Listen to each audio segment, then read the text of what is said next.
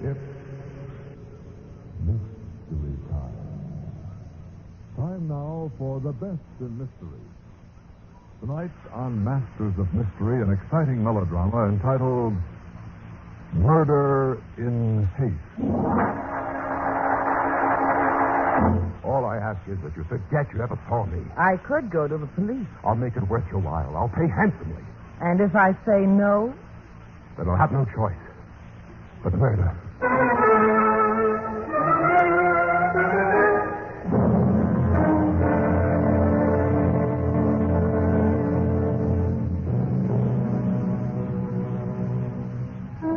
Good evening.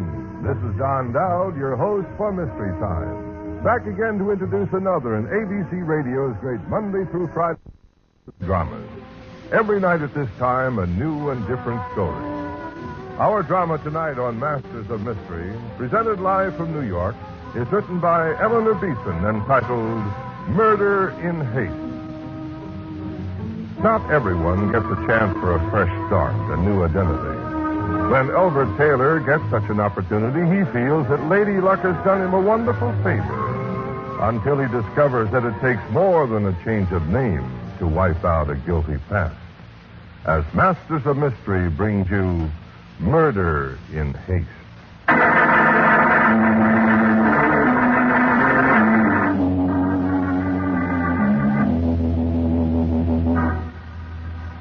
She lay where she had fallen, close to the fireplace.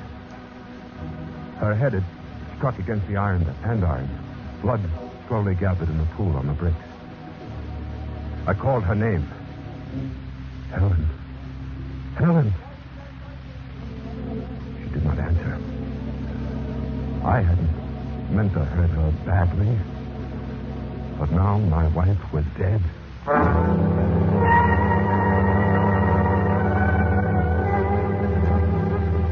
bent over and felt her heart. And Helen was dead, all right. We'd had our last quarrel. And now I'd killed her. It took me only a moment to decide on my course of action. If I called the police, they'd never believe it was an accident. I had to get away. I changed my name. I'd no longer be Elbert Taylor. I'd get a fresh start in a new city. I grabbed up my hat and coat, packed a bag, took what money I had, and slipped out of the house. 2 hours and 20 minutes later, I was standing on the observation platform of the Limited Express, bound for New York.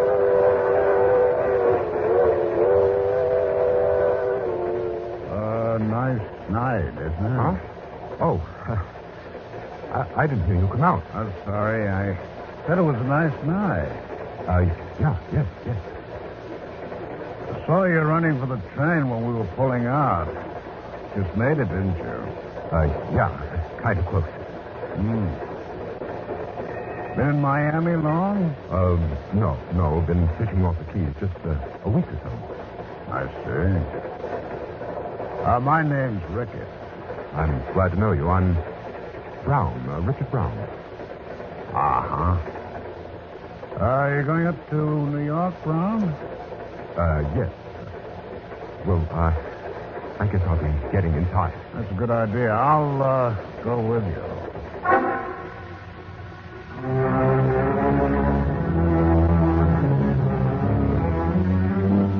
I knew it the minute he opened his mouth. Ricketts was a plainclothes cop, and there could only be one reason why he was interested in me. He stayed right behind me as I walked back through the train to my seat. I wondered if he'd even sit down beside me when I got to it. Then, 10 feet from my seat, it hit me. My luggage was on the baggage rack over the seat, with my initials on it in big letters, E.T. Ricketts was just waiting for me to stop, just waiting for proof I was Elbert Taylor. Then he'd make the arrest. But I didn't stop. I kept on going. Brown. Yeah? Isn't this your seat? Why, no. I have a compartment up ahead. Oh, I see. Well, good night, Brown. Good night.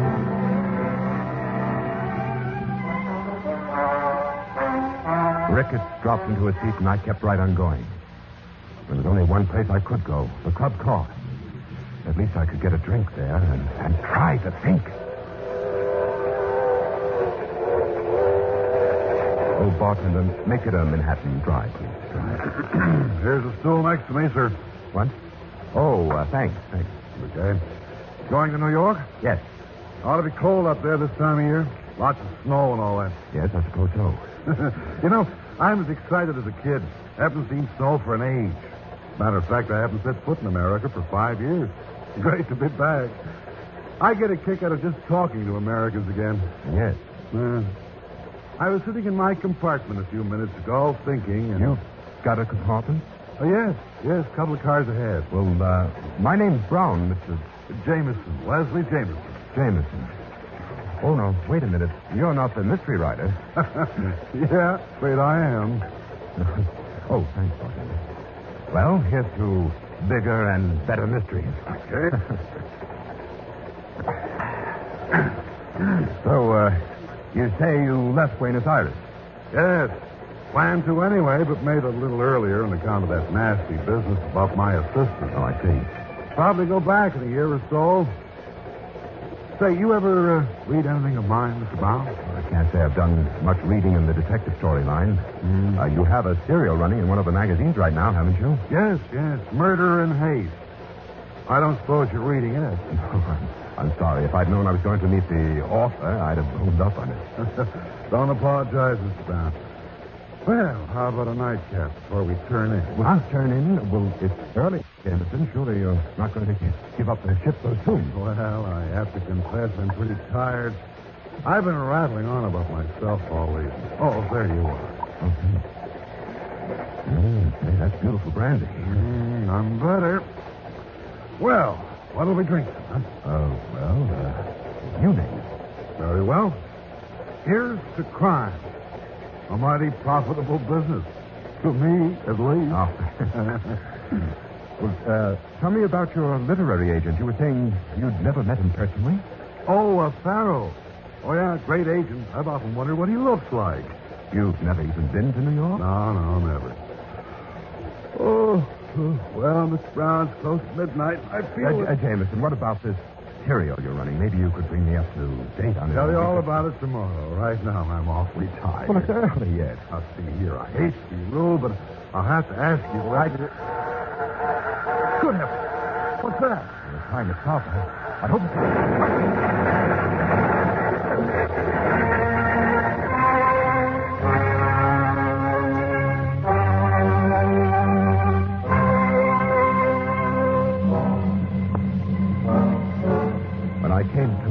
It was dark. I was lying in a tangle of wreckage all around me.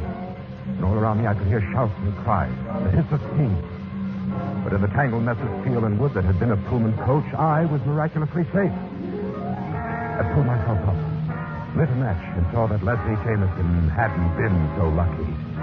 He was dead. I couldn't do a thing for him, and the hiss of flames warned me the wreckage was afire. I found where the window had been and managed to crawl out. I was pulling myself through the window when somebody came running up with a flashlight. Just a second. Now, let me help you. Oh, thanks. Here, take my hand. Oh, easy now. Look out for the broken glass. Yeah, that's it. Thanks. You all right? I think so. I'm a little dizzy. Shaken up. Oh, sure, that's natural. Oh, it's you, Brown. Huh? Oh, Ricketts. Yeah. Hey, you're lucky. This coach got the worst of it. Look at that fire. Yeah. Just got out in time. Say, that fellow you were drinking with at the bar, is he still in there? Who? I'm pretty sure he's Albert E. Taylor. Murdered his wife in Miami. Is he still in there? Well, no, he left a few minutes before the crash. Oh. Well, you better get on up ahead, Brown. I gotta give him a hand here. Can you make it to the crossing? There's a highway restaurant up there. Sure, I'm okay. Okay, Brown. Take it easy.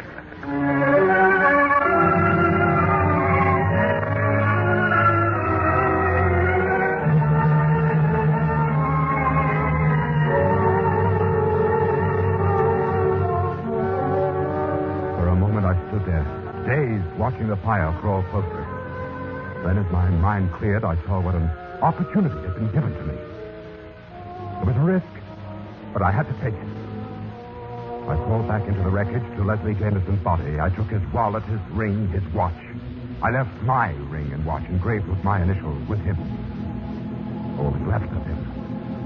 Then, as the flames crawled steadily closer, I found his briefcase and baggage and dragged them out of the wreck. And 10 minutes later, with my identity now changed to Leslie Jameson, I staggered into the restaurant at the grade crossing where the derailment had occurred. Hurt, mister, we got a doctor in the back room. Come on, I'll take you in. No, I'm just a little shaken up. I want to get out of here. I thought I could hire a car or get a bus to New York. You were in the wreck? Yes, I was. What's your name? I'm Leslie Jameson. Leslie Jameson? Say, are you the fellow who writes those murder mysteries? Yes, that's right. Well, if that ain't a coincidence. Only last night I made a bet with Frank, that's my boyfriend, as to which one would turn out to be the murderer in that serial you're running in the Post. Well, that's very flattering. I wonder if you could help me about the bus I need. Sure, Mr. Jameson. But how about giving me an advance tip on the murderer, huh? Which one? Well, I don't think it would be fair to tell you. Give me a fast cup of coffee, will you, young lady? Yes, sir. Well, Ricketts. Oh, hello. Pretty rough out there. 3 cars smashed up.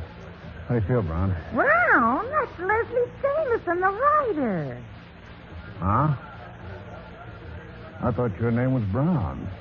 Well, of course, well, you know how it is. Here's your coffee.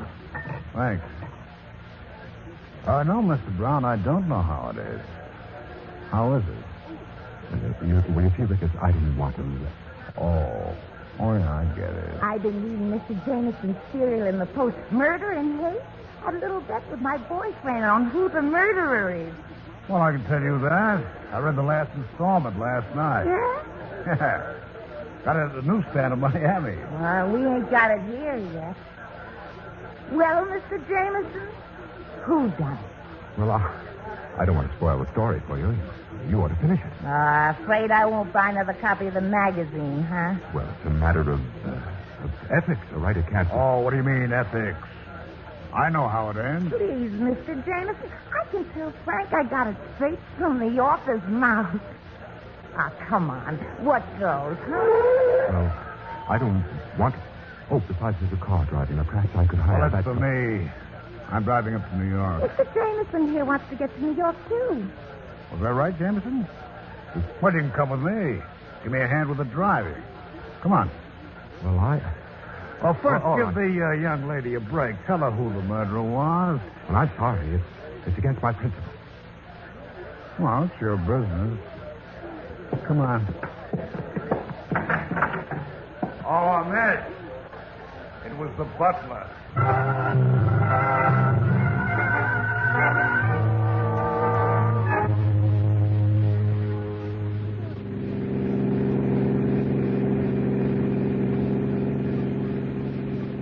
You got hotel space in New York, Jameson?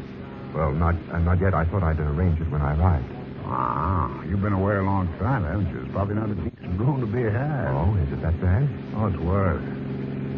I think I might be able to fix you up at the Midbury. I know the manager. Oh, I couldn't help. Oh, forget it, Jameson. Glad to help you. After all, aren't we both in the same business? In a manner of speaking.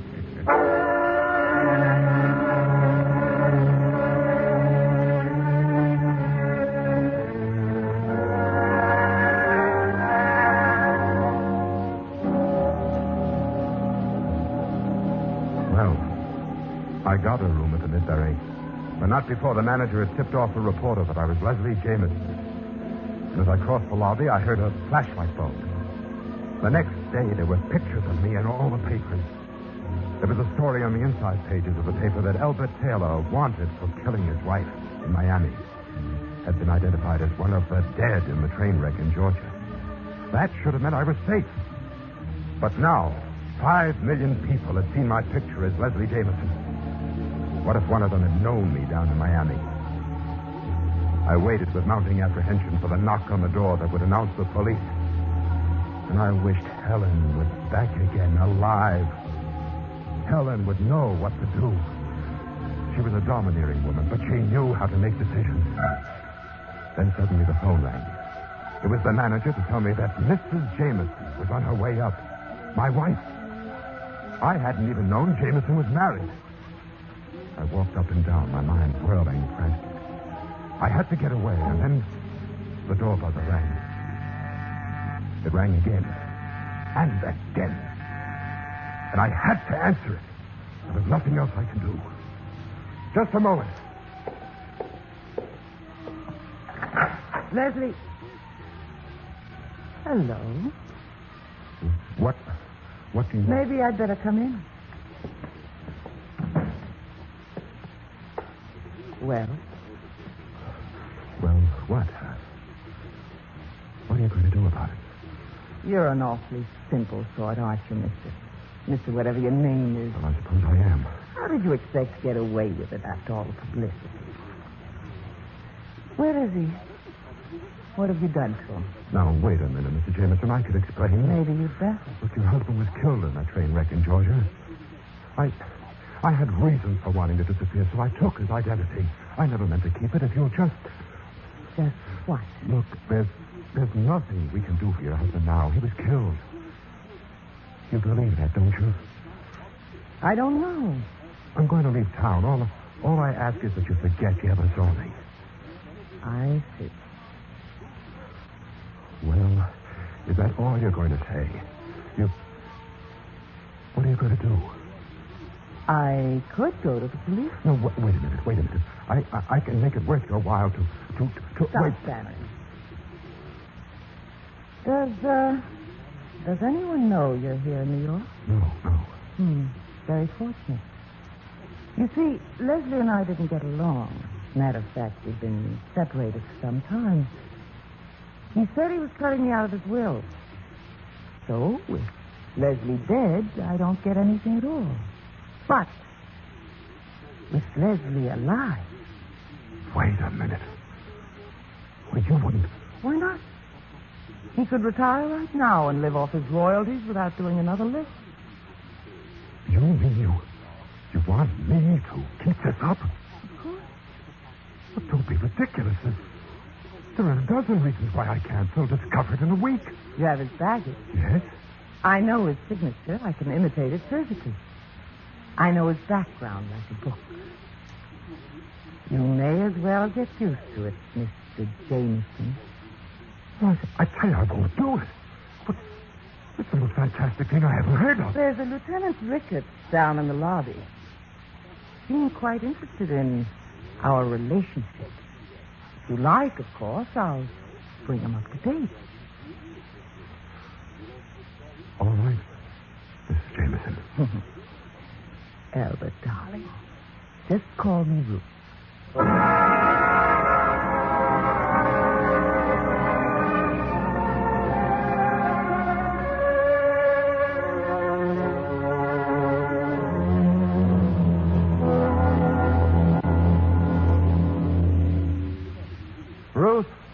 Ruth! What is it? I tell you, this can't go on. You're spending money as if you had no self-control at all. $28,000 in 3 months, besides the deposits I made to your account. Here, look at these bills. Look at them. I haven't got a penny. Are you all through? There's your quarterly royalty check due tomorrow. Well, that'll only pay part of the bills. Mm-hmm. It's not paying any of them, Doctor. It's going into my account. I see. And maybe you'll have some clever way of getting out from under these bills. That's your worry, dear, not mine. $5,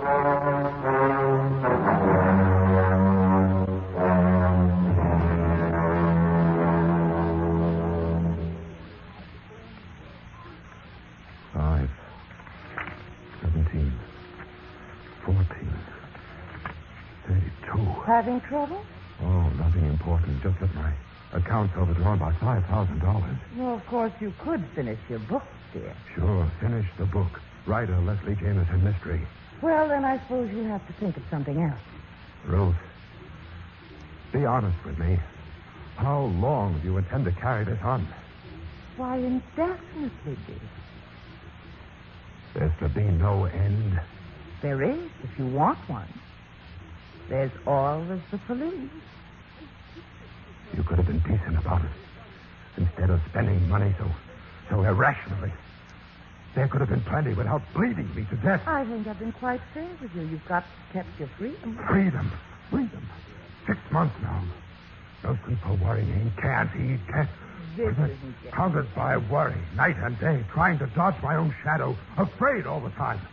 An irrational woman spending money as if she were insane, holding a dagger over my head. Get hold of yourself. And now there's no way out. Trapped. Run into a corner. No way to turn. No end in sight. Nothing to do but go on and on until I break, unless... Albert. Unless... But what are you doing? Stay away from me!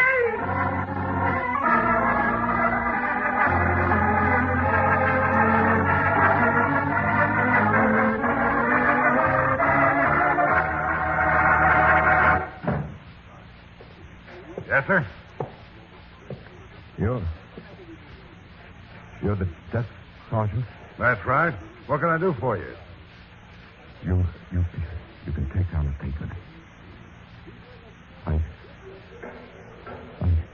What's the matter, mister? I've just killed my wife.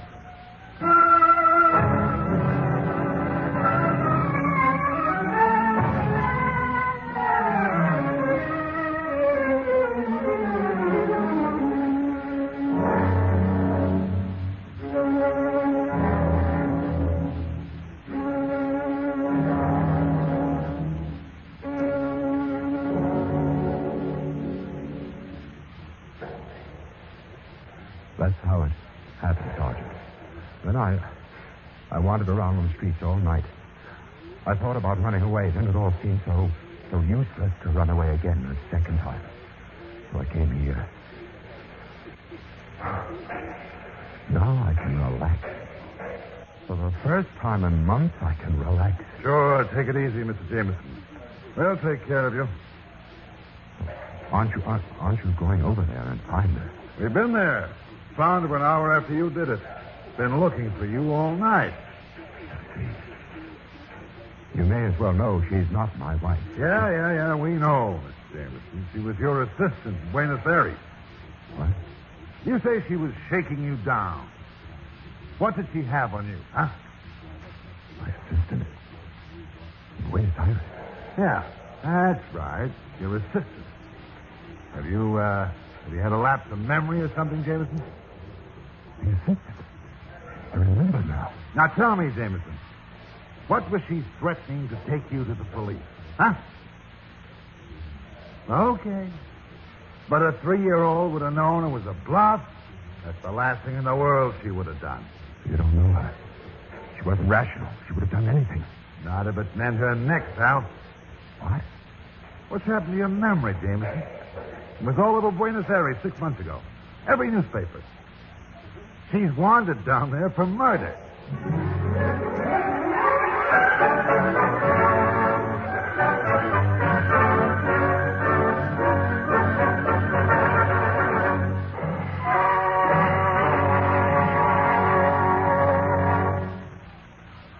This is Don Dowd again, your host for Mystery Time.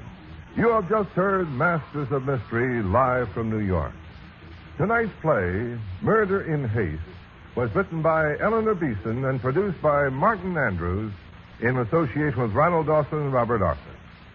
Featured in tonight's drama were Richard Janiver, Ralph Bell, Ivor Francis, and Connie Lemke.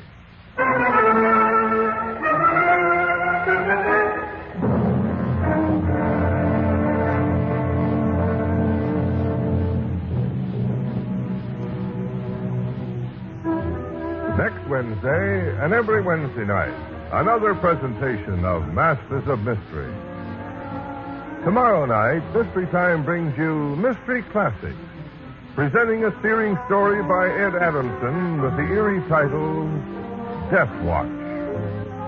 This is Don Dowd, your host for Mystery Time. See you tomorrow night.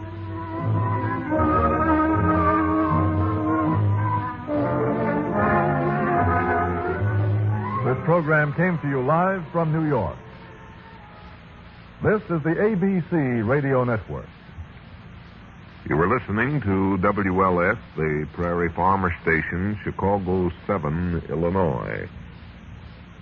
23.5 minutes after 11 o'clock in Chicago. The present temperature now 12 degrees, humidity 79%.